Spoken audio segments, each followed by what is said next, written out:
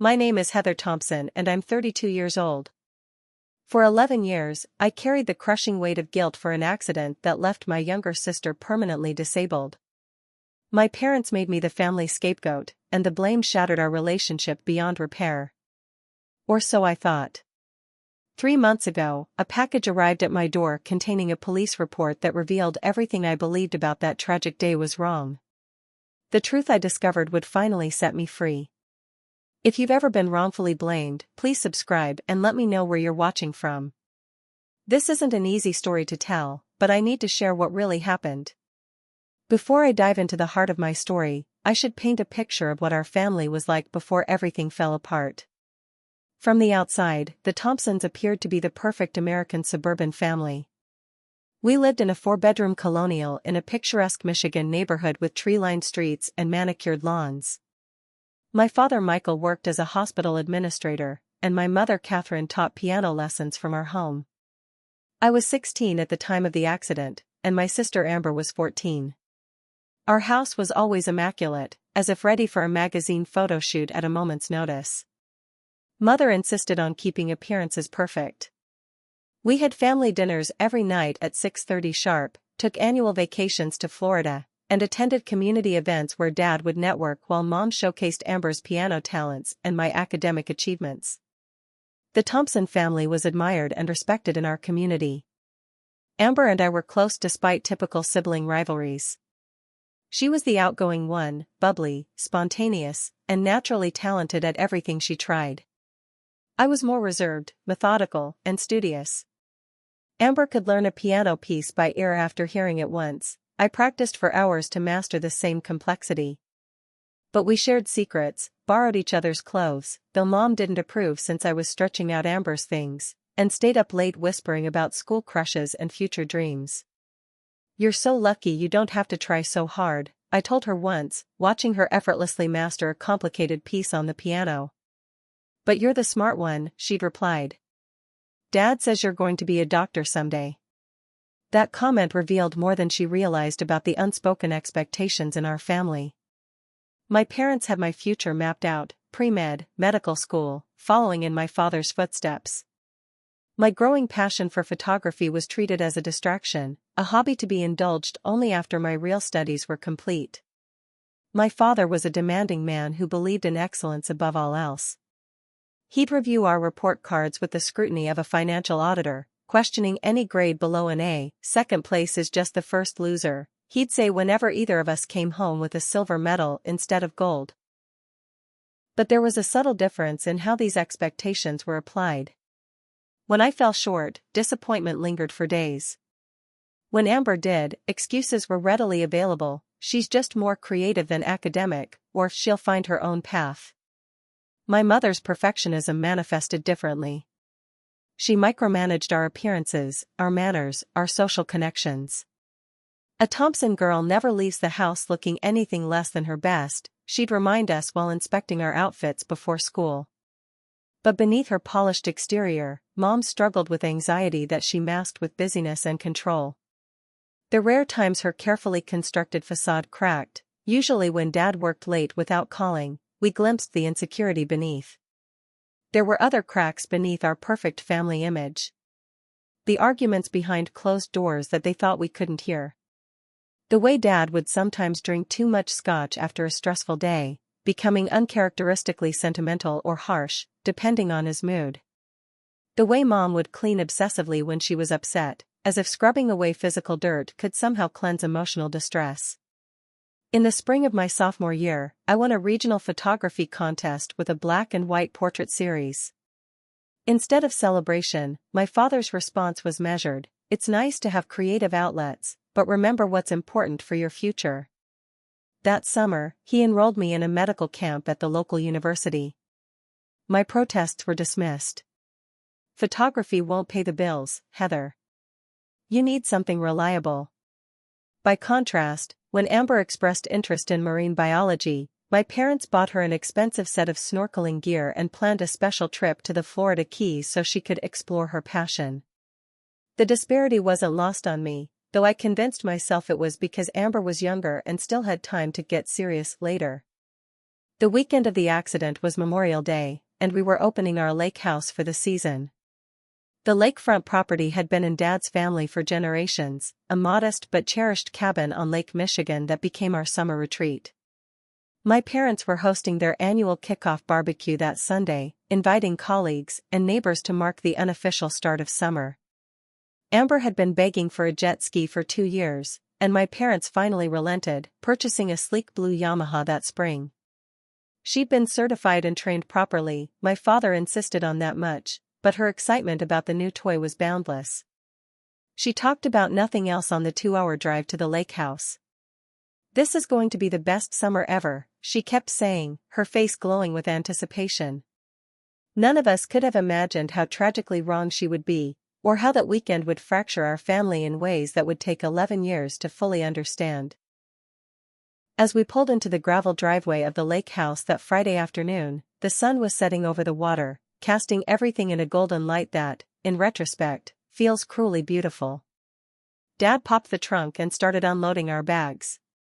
"Girls, help your mother get dinner started while I check on the jet ski and boat," he instructed.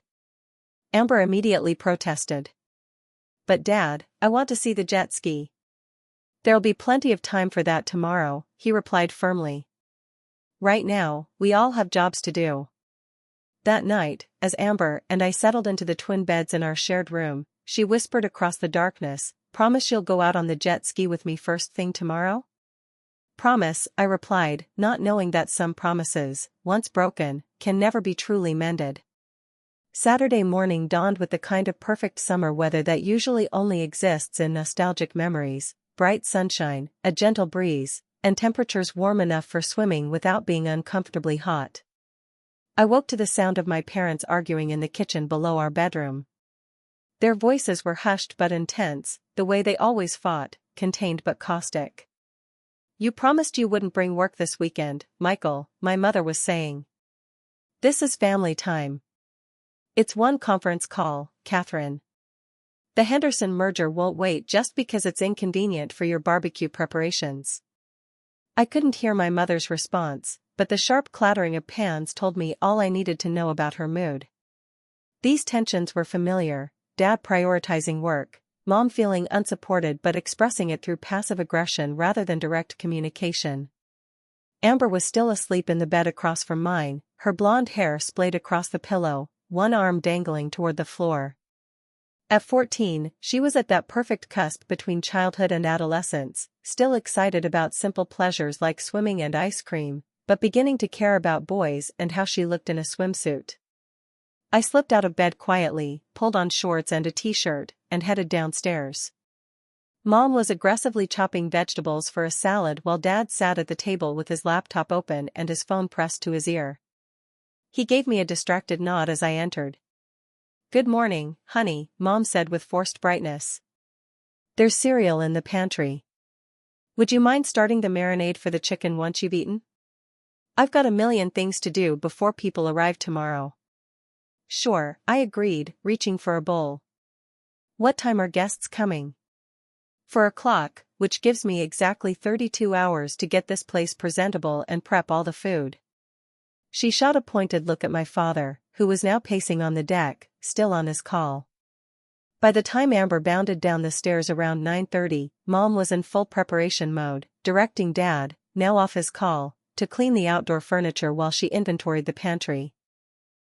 Amber grabbed a quick breakfast and then stood by the window, staring longingly at the lake. "Mom, can I take the jet ski out now? Please?" "Dad checked it yesterday and said it's all ready to go." Mom barely looked up from her list. "Not right now, Amber. We need help getting things ready." "But everyone's coming tomorrow, not today. Please? Just for a little while?" My father walked in from the deck. "Your mother said no, Amber. We all have responsibilities today. This is so unfair. Why did we even get the jet ski if I can't use it?" Amber's voice took on the whining quality that had recently become her default when she didn't get her way. "You can use it after we've finished the preparations," Dad said firmly. "Now, I need you to help me clean out the boat. Heather, you start on the guest room, please." For the next several hours, we all worked on our assigned tasks. By early afternoon, the lake house was looking pristine, and Mom was deep into food preparations for the following day. Dad had retreated to the hammock with his laptop, trying to finish some work while maintaining the illusion that he was relaxing. Around 2 o'clock, Amber approached me on the upstairs landing, her expression a calculated mix of innocence and pleading that I knew all too well. "Heather, Mom and Dad are both busy. Can you please come out on the jet ski with me? You promised last night." I hesitated. I'd brought my summer reading assignment, The Great Gatsby, and had been looking forward to sitting on the dock with the book once my chores were complete. "I don't know, Amber. Mom seems pretty stressed. Maybe we should wait until they say it's okay. They're not going to take a break all day. Dad's working, and Mom's on some crazy cleaning spree. They said we could use it after chores, and chores are done. Please?" She clasped her hands together dramatically. "I'll owe you big time." I glanced out the window. The lake looked inviting, sparkling in the afternoon sun. Several neighbors were already out on their boats, enjoying the perfect day. "Fine," I relented. "But I need to finish this chapter first." "Give me 30 minutes?" Amber's face fell. 30 minutes? Come on. By then Mom will probably find something else for us to do. "Take it or leave it," I said, holding my ground. "I really need to finish this reading." "Ugh, fine." She rolled her eyes. "But what if I just go by myself while you read? I'm certified, and Dad said I'm a natural." "Mom and Dad would kill us both if they found out I let you go alone." "They don't have to know," she whispered.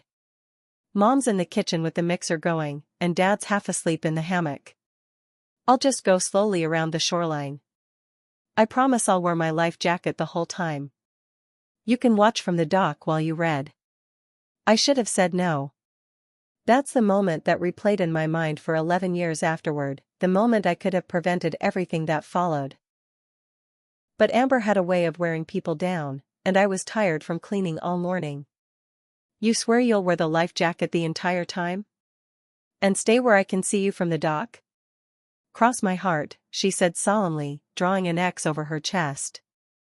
"I'll be super careful." "Fine. But if Mom or Dad asks, you begged and I said no, but you went anyway. I'm not taking the blame if you get caught."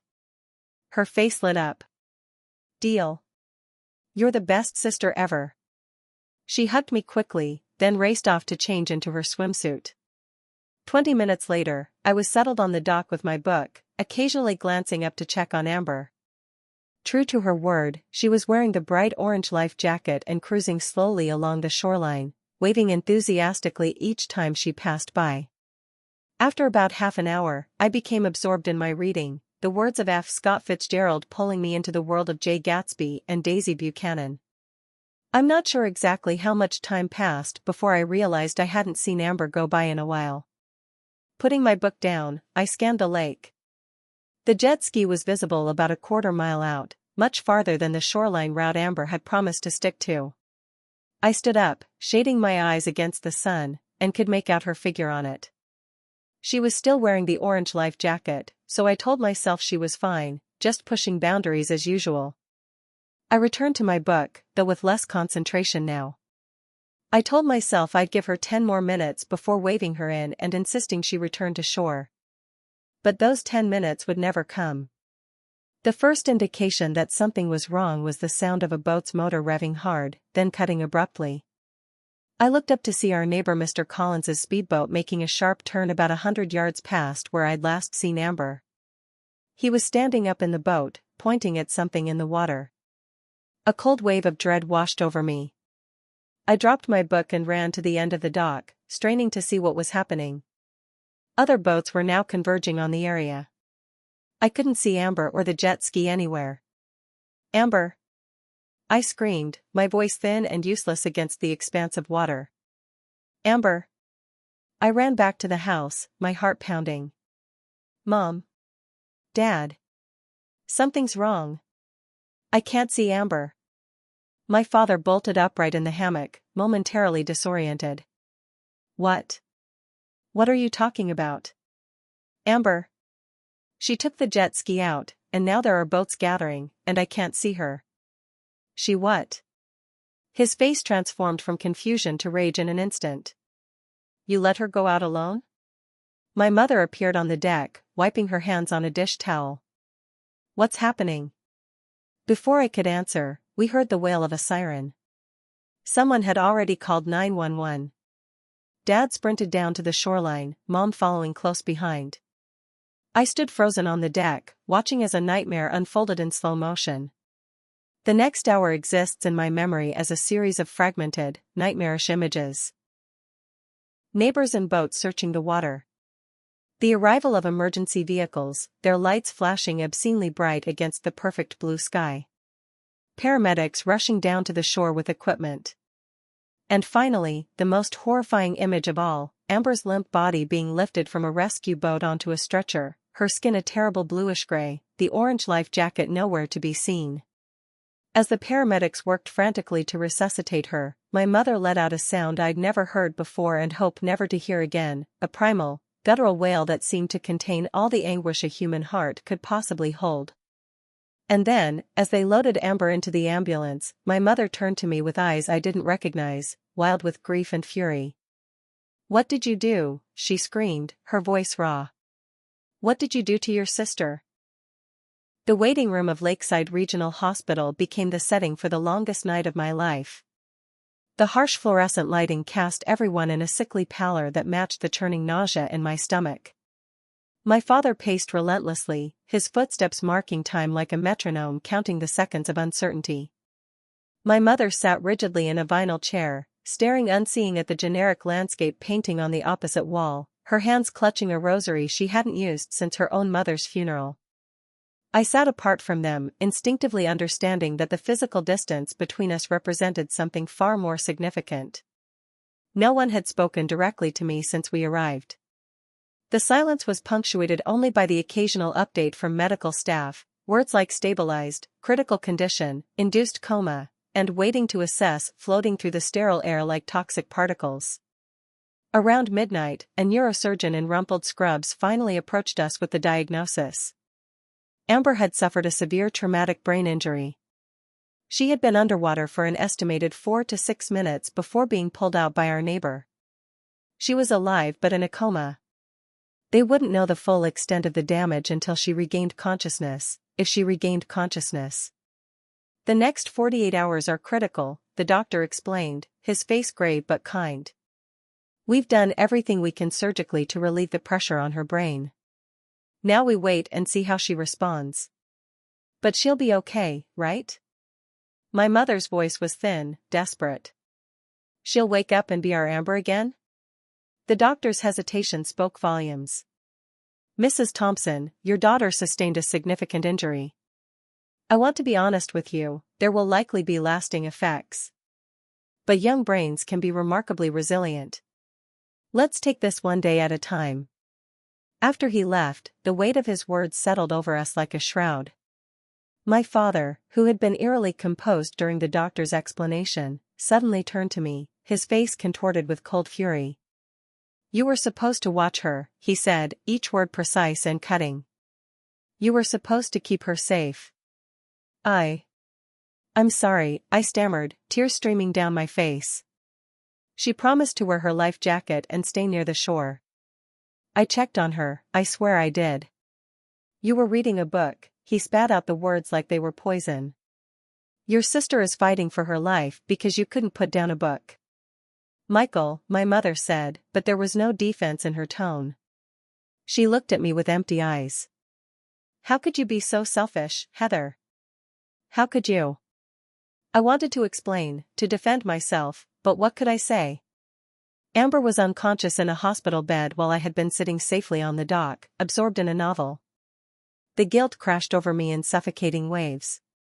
The next morning, 2 police officers came to take statements about the accident. I was questioned separately, in a small consultation room that smelled of antiseptic and coffee. My mind was foggy from shock and lack of sleep. I tried to recount exactly what had happened, but found myself stumbling over details. "Did you check to make sure she was wearing her life jacket the entire time?" one officer asked. I saw her wearing it when she first went out," I replied. "She promised she would keep it on." "But did you actually observe her wearing it throughout the time she was on the water?" I had to admit I hadn't. I'd been reading, looking up only occasionally. The officers exchanged a glance that made my stomach clench. "Was your sister experienced with the jet ski?" She'd been certified and had used one before, but the Yamaha was new. This was her first time on it. "And your parents gave permission for her to use it alone?" I hesitated. "Not exactly. They were busy, and she really wanted to go out." The questions continued, each one seeming to tighten the noose of blame around my neck. By the time I rejoined my parents in the waiting room, the narrative had been established. Heather had negligently allowed her inexperienced younger sister to take out a powerful watercraft unsupervised, then become so engrossed in a book that she failed to notice when things went wrong. Word spread quickly through our extended family and social circle. My aunt and uncle arrived from Grand Rapids, offering comfort to my parents while barely acknowledging my presence. My mother's best friend brought food and whispered condolences, her eyes sliding past me as if I were invisible. My father's colleagues sent flowers and cards addressed only to my parents and Amber, my name conspicuously absent. The whispers and judgmental glances followed me through the hospital corridors. "That's the sister," I'd hear someone murmur as I passed. "The one who wasn't watching." Each word was a lash against my already raw conscience. By the third day, I had fully absorbed and accepted my role as the villain in this tragedy. I stopped trying to explain or defend myself. I stopped expecting anyone to comfort me or acknowledge my own pain. I had failed in the most fundamental duty of an older sister, to protect my younger sibling, and no amount of explanation could change that. Amber remained in a coma for 2 weeks. During that time, my parents established a rotation at her bedside, ensuring she was never alone. I was not included in this schedule. When I asked if I could sit with her, my mother replied flatly, "I think you've done enough." I returned to school after the first week, going through the motions of normalcy while feeling completely hollow inside. Friends tried to offer support, but I withdrew from everyone. How could I explain what had happened? How could anyone understand the weight of responsibility I carried? On the 15th day after the accident, my father called while I was at school. "She's awake," he said without preamble. "She recognized your mother." I rushed to the hospital after school, hope fluttering in my chest for the first time in 2 weeks. Maybe now that Amber was awake, things could begin to heal. Maybe she could tell everyone that it wasn't entirely my fault, that she had begged to go out, that she had promised to be careful. The Amber I found in the hospital bed, however, was not the sister I remembered. She was awake but confused, her speech slurred and halting. The right side of her body barely responded to commands. When she saw me, her brow furrowed in concentration. "Heath," she managed, the 2 syllables of my name requiring visible effort. "Hi, Amber," I said, tears spilling down my cheeks. "I'm so sorry. I'm so sorry." She looked at me with confusion, no recognition of what I was apologizing for in her eyes. Later, we would learn that she had no memory of the accident or the events leading up to it, a common effect of traumatic brain injury. My mother entered the room as I was holding Amber's hand, telling her about the cards her classmates had sent. The temperature seemed to drop several degrees. "Heather, I think it's time for you to go home," she said, her voice leaving no room for argument. "Amber needs to rest." As the days turned into weeks, it became clear that Amber's recovery would be long and uncertain. She would need extensive rehabilitation therapy. The doctors were cautiously optimistic about her progress but warned that she would likely have permanent disabilities. My parents threw themselves completely into Amber's recovery. My father took a leave of absence from work. My mother resigned from her teaching position to become Amber's full-time caregiver. Their entire world narrowed to the singular focus of helping their younger daughter heal. And I became a ghost in my own home, drifting through rooms where conversation stopped when I entered, existing on the periphery of a family that no longer had space for me. I made my own meals, did my own laundry, drove myself to school and back. When I received my acceptance letter from Michigan State University, there was no celebration, just a distracted nod from my father and a reminder to fill out the financial aid forms. The night before I left for college, I overheard my mother on the phone with her sister. "Everything was perfect before Heather's mistake," she said, her voice breaking. "Now nothing will ever be the same." I packed my car in the pre-dawn darkness the next morning and left without saying goodbye. No one came out to stop me. Michigan State University's sprawling campus became my refuge, a place where no one knew me as the girl who nearly killed her sister. I deliberately chose a school 3 hours from home, far enough to make weekend visits impractical but close enough that I couldn't be accused of completely abandoning my family. Not that anyone seemed to notice the distinction. My freshman year roommate, Jessica, came from a boisterous Italian family that called her twice a day and sent care packages weekly. She couldn't understand why my phone rarely rang, or why I never went home for weekends. "Don't your parents miss you?" she asked one Friday as she packed her overnight bag for yet another trip home. "They're busy with my sister," I replied with the practiced neutrality I'd developed. "She needs them more than I do." I didn't tell her that my calls home had dwindled to brief, awkward exchanges, consisting mainly of updates on Amber's progress.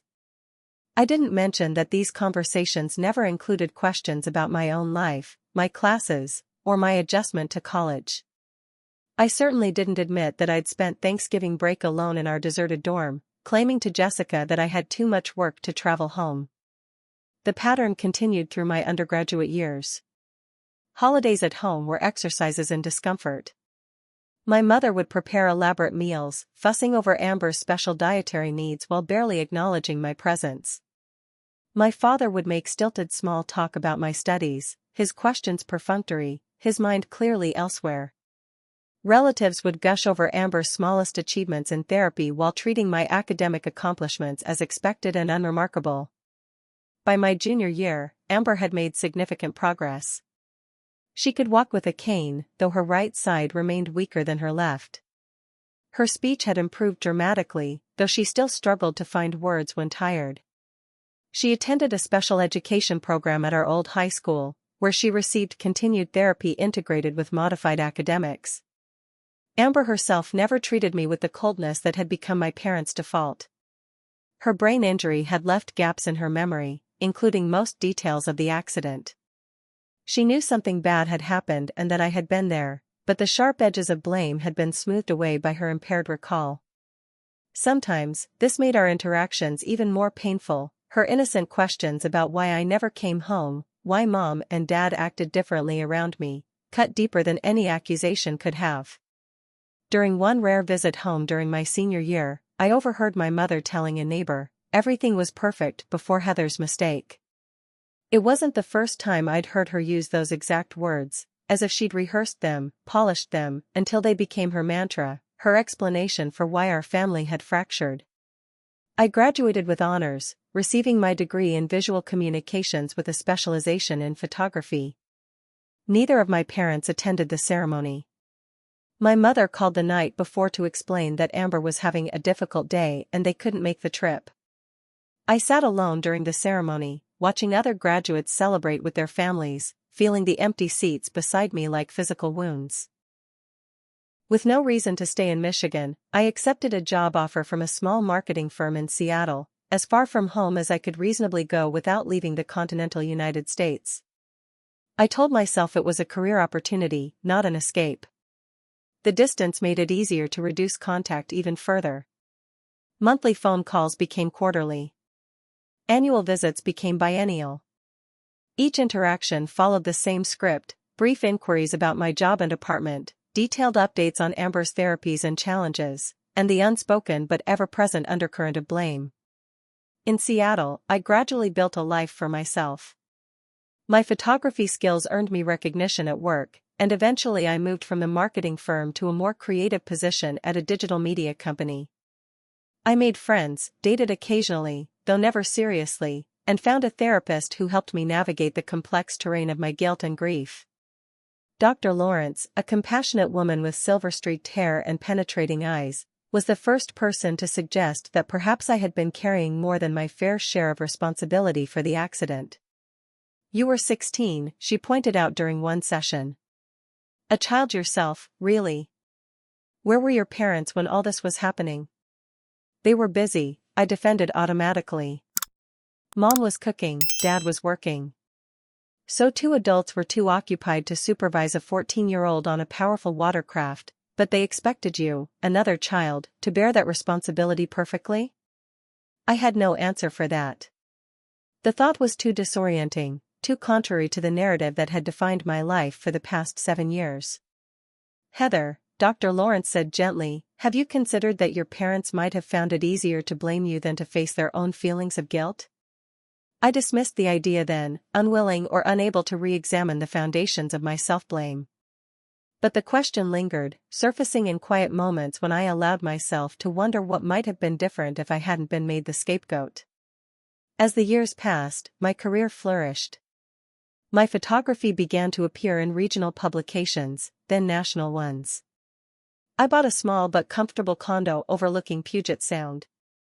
From the outside, I appeared successful, independent, fulfilled. Few people knew about the recurring nightmare that still plagued me, Amber disappearing beneath dark water while I remained absorbed in my book, oblivious to her drowning mere yards away. The rare, obligatory visits home were increasingly uncomfortable. My parents had aged dramatically, the stress of Amber's care etching deep lines in their faces.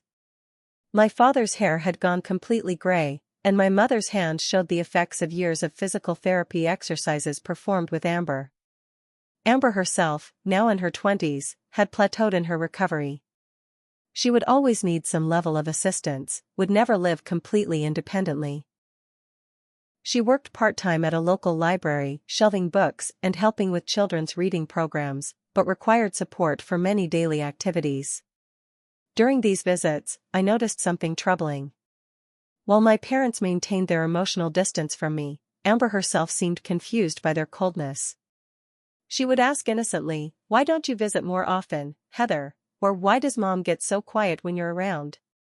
She clearly didn't share or even fully understand their enduring blame. On my last visit home, 2 years ago, I overheard Amber asking my mother, "Why is Heather always so sad around us?" My mother's response chilled me. "Some people just can't face the consequences of their actions, honey. It's easier for her to stay away." The unfairness of it struck me anew. 11 years had passed, and nothing had changed. I would always be defined by the worst day of my life, by a teenage mistake that had irrevocably altered all our lives. I flew back to Seattle with a renewed determination to keep my distance, to protect what little emotional health I had managed to salvage. And so it might have remained, this painful status quo, had it not been for an unexpected package that arrived 3 months ago, on my 32nd birthday. The package arrived on a rainy Tuesday, a plain brown box with a return address I didn't immediately recognize. Inside was a smaller gift box containing old family photos, Amber and me as children, building sandcastles at the lake house, the 4 of us at Amber's elementary school graduation, a teenage me with my first camera. Beneath the photos was a sealed envelope marked in unfamiliar handwriting, "You should know the truth." The return address suddenly clicked, Aunt Linda, my father's younger sister. We hadn't been close when I was growing up, she lived in California and visited infrequently. After the accident, she'd made a few attempts to reach out to me, but I'd been too wrapped in my cocoon of guilt to respond meaningfully. With trembling fingers, I opened the envelope. Inside was a letter and several photocopied pages. "Dear Heather," the letter began. "I've debated sending this to you for months. Your father would be furious if he knew, but I can't stand by any longer watching what this has done to you, to all of you." Enclosed is a copy of the official police report from Amber's accident. "I found it while helping your father organize his home office last Christmas. I don't think he knows I saw it, much less took copies. Read it carefully. Then decide what to do with the information. I'm sorry I didn't have the courage to do this years ago. Love, Aunt Linda." The police report was dated May 27th, the day of the accident. I began reading, my heart pounding so loudly I could hear it in my ears. The officer's account was clinical, detailed, and utterly devastating in its implications. Witness statements indicate the victim, Amber Thompson, 14, was observed removing her life jacket approximately 20 minutes before the accident occurred. Witness James Collins reports seeing the victim standing on the jet ski attempting stunts in the main boating channel, without safety equipment. I froze, reading the words again. Amber had removed her life jacket? She had been doing stunts? This contradicted everything I thought I knew about that day. I continued reading, each new detail more shocking than the last. Witness Robert Schaefer, operating a boat in the vicinity, reports the victim appeared to be attempting to jump the wake of a passing boat when she lost control of the watercraft. Witness Schaefer further stated the victim appeared to be operating the vehicle in an erratic and possibly reckless manner for approximately 15 minutes before the accident. My hands were shaking so badly I had to put the report down. This couldn't be right. If witnesses had seen all this, why hadn't anyone told me? Why had everyone allowed me to believe I was solely responsible? I forced myself to continue reading. The medical report included something I'd never known: trace amounts of alcohol had been found in Amber's system. Not enough to indicate intoxication, but enough to suggest she had been drinking something alcoholic before the accident. I remembered the wine my parents had brought for their barbecue guests. Had Amber helped herself when no one was watching? The most damning section came at the end, in the investigating officer's conclusion. Based on witness statements and physical evidence, this incident appears to be the result of reckless operation of the watercraft by the victim, compounded by lack of required safety equipment, life jacket, and possible impairment due to consumption of alcohol. While proper adult supervision might have prevented these circumstances, no evidence of criminal negligence by the victim's family members has been established. I read the report 3 times, trying to process what it meant. No evidence of criminal negligence. The officer had concluded that while better supervision might have helped, what happened wasn't legally my fault, or anyone's fault. It was a tragic accident, the result of a teenager's poor decisions. Why hadn't my parents told me this? They must have seen the report. The realization hit me like a physical blow. They had known all along that Amber had removed her life jacket, that she had been drinking, that she had been performing dangerous stunts far from shore. They had known, and still they had blamed me. With numb fingers, I dialed Aunt Linda's number. When she answered, I couldn't even manage a greeting. "You saw the report," she said, not a question. "Why?" I asked, my voice breaking. Why did they let me believe it was all my fault? Linda sighed heavily. "Your parents needed someone to blame, Heather. It was easier than accepting that Amber made poor choices, or that they themselves should have been supervising her instead of putting that responsibility on you. But 11 years, Linda. 11 years of believing I ruined my sister's life because I was reading a book. I know. It's inexcusable. I confronted your father about it last Christmas, after I found the report. He said it was too late to change the story, that it would only cause more pain to admit the truth now." "More pain for whom?" I asked bitterly. "For them? I think they've been living with their own guilt all these years," Linda replied softly. "They found it easier to direct it outward than to face it. I'm not excusing them, Heather. What they did to you was wrong. But people do terrible things when they're trying to avoid their own culpability." After hanging up, I sat motionless at my kitchen table, the report spread before me, my entire understanding of the past 11 years crumbling around me. The guilt that had defined me for so long was based on a lie, or at least, on a severely distorted version of the truth. I had been carrying the weight of blame that should have been shared, if not entirely redirected.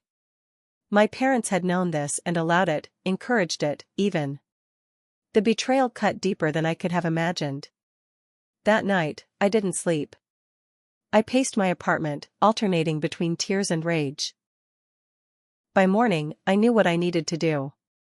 I booked a flight to Michigan for the following week. It was time to confront my parents with the truth they had hidden for over a decade. As the plane took off from Seattle, I clutched the police report in my hands, both dreading and longing for the confrontation to come. After 11 years of believing I was the villain in my family's tragedy, I finally had proof that the story I'd been told, the story I'd told myself, was built on deliberate omissions and outright lies. The truth, it seemed, had been waiting for me all along, buried in an official report that no one had ever bothered to show me. The drive from Detroit Metropolitan Airport to my parents' house felt surreal, as if I were moving through a dream landscape. The familiar neighborhoods and landmarks of my hometown seemed both unchanged and utterly foreign after years of absence. My rental car's navigation system announced each turn in a calm, emotionless voice that contrasted sharply with the storm of feelings raging inside me. I hadn't told my parents I was coming. Part of me feared they would find a reason to be away if I gave them advance notice. Another part wanted the element of surprise, wanted to see their unguarded reactions when I confronted them with the police report that had upended my understanding of the past 11 years. It was late afternoon when I pulled into the driveway of the colonial house where I'd grown up. The property looked immaculate as always, my mother's dedication to appearances evidently unchanged by the years. Spring flowers bloomed in carefully mulched beds, and the lawn was freshly mowed. Nothing in this serene exterior hinted at the emotional devastation that had occurred within these walls. I sat in the car for several minutes, gathering my courage. The police report felt heavy in my purse, like a loaded weapon. In many ways, that's what it was, something with the power to destroy and to liberate, depending on how it was used. I took a deep breath, collected my overnight bag, and walked to the front door.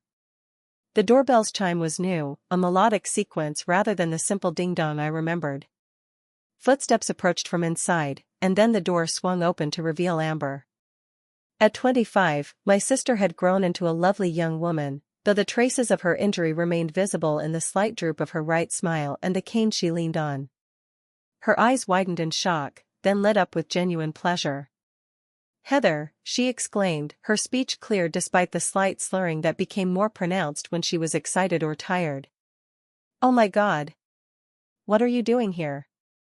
Before I could answer, she threw her arms around me in an enthusiastic hug that nearly knocked me backward. The warmth of her welcome brought unexpected tears to my eyes.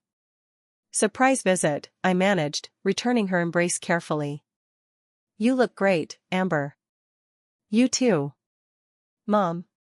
"Dad," she called over her shoulder. "Heather's here." I heard movement from deeper in the house, and then my parents appeared in the foyer. My mother froze mid-step, a dish towel clutched in her hands. My father, coming from his study, showed less surprise but equal wariness. "Heather," my mother said, her voice carefully neutral. "We weren't expecting you." "Clearly," I replied, stepping past Amber into the house. "I decided it was time for a visit." "Of course," my father said stiffly. "You're always welcome." The lie hung in the air between us. We all knew I hadn't felt welcome in this house for 11 years. "I'm making dinner," my mother said, retreating to her domain. "I'll set another place." "I'll help you get settled," Amber offered eagerly, reaching for my bag. "You can have your old room. It's mostly the same, except Mom uses it for her sewing now." "Actually," I said, my eyes fixed on my father, "I was hoping to talk to Mom and Dad first." "Alone?" Something in my tone must have conveyed the seriousness of my intention, because my father's expression shifted from polite distance to alert concern. "Is everything all right, Heather?" he asked. "No," I said simply. "Everything is not all right. It hasn't been all right for 11 years." Amber looked between us, confused by the sudden tension. "What's going on? Is something wrong?" My father cleared his throat. "Amber, why don't you go help your mother in the kitchen while Heather and I talk in my study?" "But she just got here," Amber protested. "It's okay, Amber," I assured her, squeezing her hand. "We'll have plenty of time to catch up later." Reluctantly, she made her way toward the kitchen, glancing back at us with worried eyes. When she was out of earshot, my father gestured toward his study. "Shall we?" The study looked much as I remembered it, walls lined with medical texts and biographical works, his imposing oak desk dominating the space, family photos arranged precisely on the credenza behind his chair. I noticed with a pang that most of the photos were of Amber, with only one or two including me, and those from before the accident. My mother joined us a moment later, wiping her hands nervously on her apron. She sat in one of the leather armchairs while my father took his usual position behind the desk. I remained standing, unwilling to place myself in the subordinate position that sitting would create. "What's this about, Heather?" my father asked, his tone that of a busy man being interrupted. Without a word, I removed the police report from my purse and placed it on his desk, the bold heading "Incident Report, Watercraft Accident" facing upward. The color drained from my father's face. My mother leaned forward, squinting to see what document had caused such a reaction. "Where did you get that?" my father asked, his voice dangerously quiet. "Does it matter?" I countered.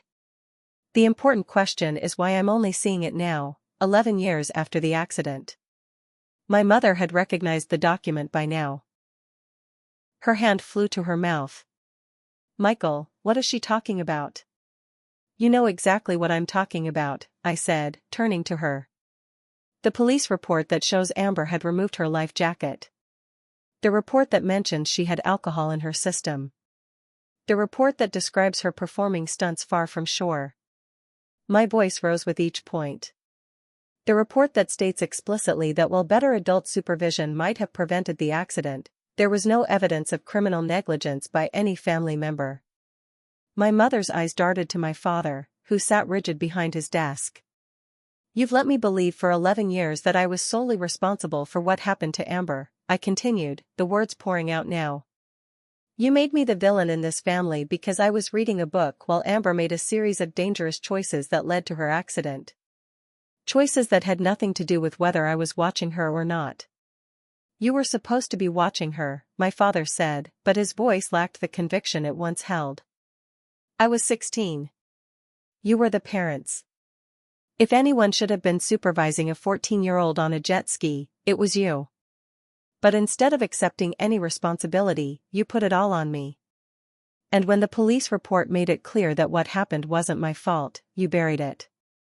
My mother was crying now, silent tears streaming down her face. My father looked away, unable to meet my gaze. "Why?" I demanded. "Why did you do this to me?" The silence stretched between us, heavy with 11 years of unspoken truths. "We couldn't blame her," my mother finally whispered. "She was already suffering so much. She lost so much. So you decided I should suffer instead?" The bitterness in my voice was palpable. "We were angry," my father admitted, his voice uncharacteristically subdued. "We needed somewhere to direct it. And I was convenient," I said flatly. "The responsible older sister who should have known better." "It wasn't like that," my mother protested weakly. "It was exactly like that," I shot back. "You couldn't face your own guilt, that you were too busy to supervise Amber yourselves, that you bought a 14-year-old a jet ski in the first place, so you transferred all of it to me. Do you have any idea what that did to me? How it shaped my entire adult life?" The door to the study opened then, and Amber stood there, her face pale with shock. "What's going on?" I could hear you from the kitchen. None of us had realized how loud our confrontation had become. I looked at my parents, giving them the opportunity to explain, but they remained silent, their guilt finally exposed. "Amber," I said gently, turning to my sister. "There's something you should know about your accident." "Heather, don't," my father warned, but it was too late for warnings. I handed the police report to Amber, watching as she scanned it with growing confusion. Her reading had been affected by her brain injury, making it slower and more difficult, but she was still able to comprehend. "I took off my life jacket?" she asked, looking up with bewildered eyes. "I was doing stunts?" "You don't remember?" I asked softly. She shook her head. "I don't remember anything about that day. The doctors said that's normal with brain injuries." She looked at our parents. "Did you know about this?" My mother let out a small sob. My father straightened in his chair, attempting to regain control of the situation. Amber, this changes nothing about what happened. Your sister was still responsible for watching you. But it says here I was drinking, Amber continued, still reading the report. And that I was far out in the lake, not near the shore. She looked up, her confusion turning to distress. You always told me Heather wasn't paying attention, that she was reading instead of watching me. She was reading, my mother insisted. But would it have mattered if she was watching? Amber asked, her voice rising. If I took off my life jacket when I was too far away for her to stop me? If I was drinking and showing off? Tears filled her eyes. Have you been blaming Heather all these years for something that was really my fault? The raw pain in her voice cut through the room. My father stood up, coming around the desk to try to comfort her, but she stepped back. No, she said firmly. Don't try to make this okay. It's not okay. She turned to me, her face crumpling. I didn't know, Heather. I swear I didn't know. I know you didn't, I said, feeling a surprising wave of protectiveness toward her. Despite everything, she was still my little sister, and she had been a victim in this too, not just of the accident, but of our parents' manipulation of the truth. I'm so sorry, she sobbed, leaning heavily on her cane. All these years, and you've been staying away because of me. Not because of you, I corrected her, moving to support her as her legs trembled. Because of the situation. Because being here meant accepting blame that wasn't entirely mine to carry. My father made one last attempt to justify their actions. We were trying to protect the family. Amber was already dealing with so much. By sacrificing me? I interrupted, my voice steady with the strength of finally speaking my truth. That's not protection, Dad. That's scapegoating. And it didn't just hurt me, it hurt all of us. Look at what it's done to this family. I helped Amber to a chair, then stood facing my parents. 11 years of suppressed anger and pain fueled my words. I forgive Amber for what happened that day. She was 14, showing off, making bad decisions like teenagers sometimes do. I even understand, on some level, why you needed someone to blame. But what I can't forgive, at least not yet, is that you saw this report, you knew the truth, and you deliberately let me believe a lie that has shaped my entire adult life. My mother was openly weeping now. My father looked suddenly old, the carefully constructed justifications of 11 years crumbling around him. What happens now? He asked quietly. I took a deep breath. I don't know. I need time to process all of this. But I do know that I won't carry this burden anymore. It's not mine to carry, it never was. I turned to Amber, whose tears had slowed as shock gave way to a new understanding of our shared past. I don't want to disappear from your life again. None of this was your fault either. You were just a kid, and then you were injured and didn't remember. We can build something new, if you want to. She nodded, reaching for my hand. I'd like that. With a final look at my parents, my mother broken by the truth, my father still struggling to accept his role in our family's tragedy, I left the study.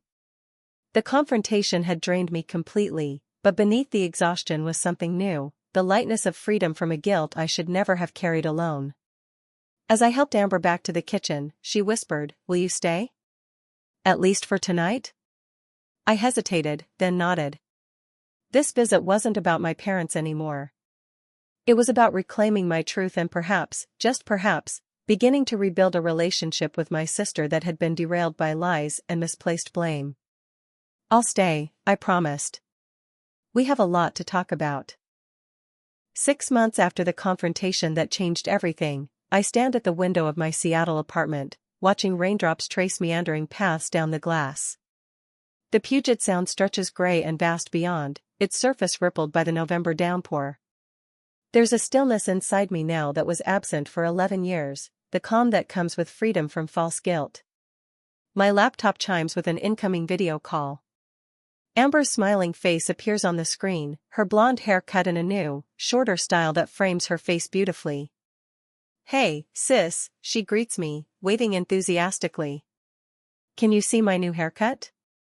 The right side is finally growing in thicker, so my stylist said I could go shorter.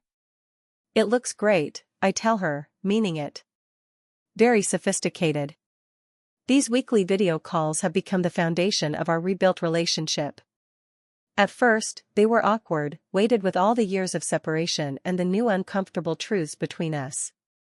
But gradually, we found our way back to something that feels like sisterhood, different from what we had as children, but perhaps deeper in some ways. Amber has been processing her own guilt over the accident. I keep thinking that if I had just kept the life jacket on, everything would have been different, she admitted during one of our early calls. You can't do that to yourself, I told her, recognizing the toxic pattern of what-ifs that had consumed me for years. You were 14. You made a mistake. We all did. My therapist, Dr. Lawrence, has been invaluable in helping me work through the anger and betrayal I still feel toward my parents. What they did was wrong, she acknowledged in one session. But people who are drowning in their own guilt will grasp at anything to stay afloat, even if that means pushing someone else under. Understanding their actions doesn't excuse them, but it has helped me contextualize what happened. My father's need for control, my mother's anxiety about appearances, their shared inability to accept that sometimes terrible things happen despite our best efforts, all of it contributed to the perfect storm that made me the family scapegoat. Their attempts to reach out have been halting and imperfect. My father sent a stiff email 3 months after my visit, acknowledging that there had been misconceptions about the accident and expressing hope that we could move forward as a family. He couldn't bring himself to use the words sorry or wrong, but it was the closest thing to an apology I'd ever received from him. My mother's approach was more direct. She called me, sobbing, a week after the email. We were wrong. I was wrong, she admitted through tears. I don't expect you to forgive us, but I need you to know that I understand what we did to you. I've allowed limited contact on my terms. We exchange occasional texts and emails. I send them professionally printed copies of my best photographs. They send updates about their lives and Amber's progress. It's cordial but distant, the relationship of acquaintances rather than close family. Last month, during a work trip to Chicago, I made a detour to Michigan. We had dinner together, all 4 of us, at a neutral restaurant rather than the loaded environment of the family home. The conversation was stilted at times, genuine at others. My father still struggles to meet my eyes when certain topics arise. My mother oscillates between over-solicitous attention and retreating into herself. But we're talking, and that's more than we've done in over a decade. My career has flourished in the wake of the truth. It's as if the emotional energy I'd been pouring into carrying undeserved guilt has been redirected into my photography. I recently had my first solo exhibition at a respected Seattle gallery, featuring a series examining the nature of memory and perception, how the stories we tell ourselves shape our reality, for better or worse. I've even started dating seriously for the first time in years. Brandon, a marine biologist I met at a conservation fundraiser, has brought a warmth and stability to my life that I never thought possible. He knows my story, all of it, and understands the complicated emotions I still navigate around family and forgiveness. Boundaries aren't walls, he reminded me when I was debating whether to visit my parents. They're fences with gates that you control. The hardest part of this journey has been accepting that my family relationships will never be what they might have been without the accident and its aftermath. The years of blame and distance have permanently altered our dynamics. My parents and I will likely never have the easy closeness that some families enjoy. But we're no longer locked in the toxic pattern of scapegoating and avoidance that defined us for so long. With Amber, there's more hope. Her brain injury affected her memory of the accident, but it also seems to have given her a remarkable capacity for forgiveness and moving forward. I don't want to waste any more time, she told me during a recent call. We've already lost so many years. On my desk sits a framed photograph taken during my last visit to Michigan. Amber and I are standing by the lake, yes, that lake, our arms around each other, both smiling genuinely. It was her idea to go there, a symbolic reclaiming of a place that had only represented tragedy for so long. The water doesn't know what happened, she said as we stood on the shore. It's just water. We're the ones who give it meaning. Her simple wisdom often surprises me. The brain injury that affected her cognitive abilities in some areas seems to have heightened her emotional intelligence in others. As I finish my call with Amber, I feel the familiar mix of emotions that accompanies these conversations: happiness at our reconnection, lingering sadness for the lost years, anger that still occasionally flares at my parents' deception, and underneath it all, a profound relief at being freed from the burden of undeserved blame. The truth about that day didn't change what happened to Amber. It didn't erase her injuries or restore what she lost. But it did set me free from being the family villain, allowed me to reclaim my relationship with my sister, and opened a path toward healing that had been blocked for 11 years by lies and misplaced guilt. I still have the police report, tucked away in my desk drawer. I don't need to look at it anymore, its contents are seared into my memory, but I keep it as a reminder of the power of truth, even when it arrives devastatingly late. The rain has stopped outside my window, and weak sunshine breaks through the clouds, creating a momentary rainbow over Puget Sound. It seems like an appropriate metaphor for this chapter of my life: beauty emerging after the storm, visible only because of the preceding darkness. Have you ever carried blame that wasn't yours to bear? Or discovered a truth that changed everything you believed about your past? I'd love to hear your stories in the comments below. Sometimes sharing our experiences helps others realize they're not alone in navigating family complexities. If this story resonated with you, please subscribe to hear more real-life journeys of healing and truth. And remember, the narratives we're given aren't always accurate, and it's never too late to reclaim your own story. Thank you for listening to mine, and I wish you courage on your own path to truth and healing.